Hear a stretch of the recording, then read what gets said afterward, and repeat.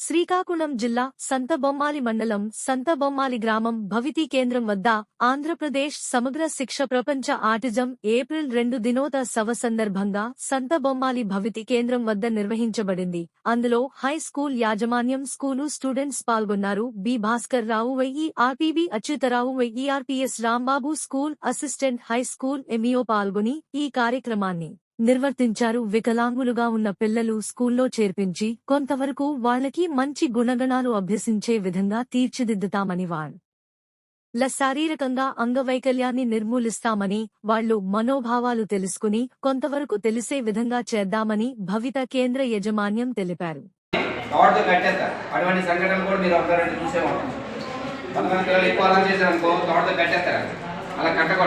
దీనికి ఏం చేయాలంటే నార్మల్ పిల్లలతో పాటు అందరి పిల్లలతో ఆడినట్లు చేయాలి. అయితే వీటితో ఉండే చిన్న ప్రమాదం ఏంటంటే ఎదుటి పిల్లలకి ఇంజూర్ చేస్తారు, కొడేస్తారు.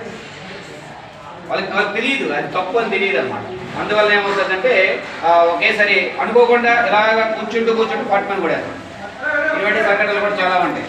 అందుకే ఈ స్పెషల్ ఎడ్యుకేషన్ అంటే ఎవరైతే టీచర్స్ ఉంటారో ఈ టీచర్స్కి వీళ్ళ నుండి ఈ ప్రమాదం అనేది పొంచి ఉంటుంది. కాబట్టి ఇటువంటి పిల్లలు మీ సొసైటీలో ఎవరైనా ఉన్నట్లయితే మీరు వాళ్ళకి ఈ కండిషన్లో ఉన్నారని చెప్పేసి టీచర్ తెలియజేసినట్లయితే వాళ్ళకి ఏ విధంగా పేరెంట్కి కూడా కౌన్సిలింగ్ ఇచ్చి పిల్లవాడికి కూడా వాళ్ళ లక్షణాలు ఎలా ఉంటాయంటే పిల్లాడు క్షణానికి కూడా ఒకే దగ్గర కాన్సన్ట్రేషన్గా కూర్చోకపోవడం, నిరంతరం ఒక దగ్గర కూర్చోకుండా వాడు ఇటు అటు ఇండిసిప్లైన్గా తిరుగుతుండడం, తర్వాత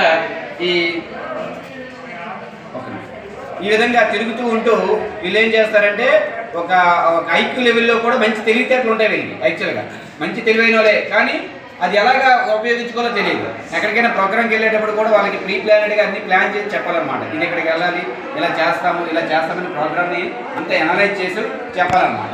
ఆ విధంగా చెప్తేనే వీళ్ళు కొంత నార్మలైజ్గా రావడానికి అవకాశం ఉంటుందన్నమాట. ఇటువంటి పిల్లలు మీ చుట్టుపక్కల ఎవరున్నా కూడా ఖచ్చితంగా తెలియజేయండి. వాళ్ళకి నార్మలైజేషన్లో వాళ్ళకి ప్రతి ఒక్కరు కూడా పిల్లలు స్కూల్లో చేర్చాలి. ఫస్ట్ ప్రతి పిల్లవాడు కూడా స్కూల్లో లేకుండా ఇంటి దగ్గర ఉండే పరిస్థితి అనేది చేయకూడదు. చాలామంది ఇటువంటి పిల్లలు ఉంటే ఏం చేస్తారంటే ఇంట్లో అలా పెట్టేస్తారు, వాళ్ళకి ఎన్రోల్ చేయకుండా అలా పెట్టేస్తారన్నమాట. కాబట్టి ఇటువంటివి లేకుండా మనం ఏం చేయాలంటే ఆ పిల్లలకి బయట ప్రపంచాన్ని తెలియజేయాలి.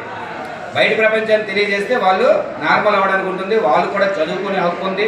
వాళ్ళకు కూడా గవర్నమెంట్ చాలా ఫెసిలిటీస్ కల్పిస్తుంది.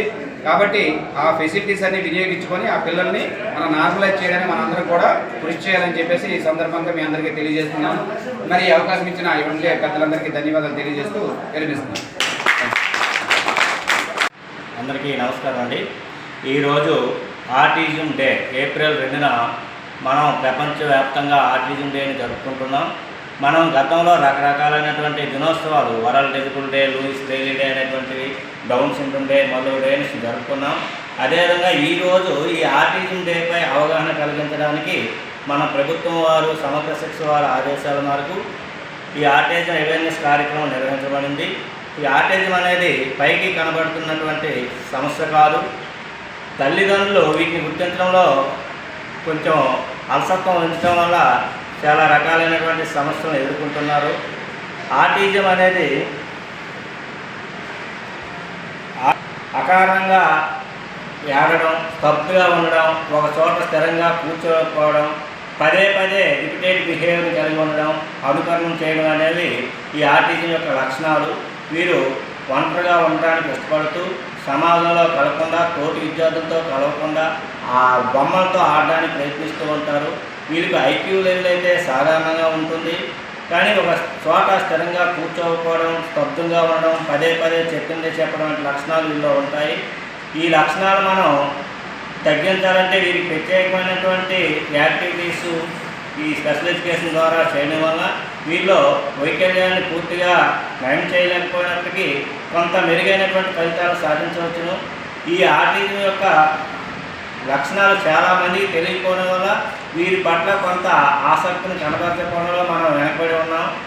మరి గవర్నమెంట్ వారు ఆదేశం ప్రకారం ఆటిజంపై ప్రతి ఒక్కరికి అవగాహన కలిగే విధంగా ఉండాలని, అందరికీ ఆటిజం లక్షణాలు తెలిసే విధంగా ఉండాలని మనం రకరకాలైన స్లోగన్స్తో ర్యాలీ నిర్వహించి అవగాహన సదస్సును ఏర్పాటు చేయడం అనేది జరిగింది.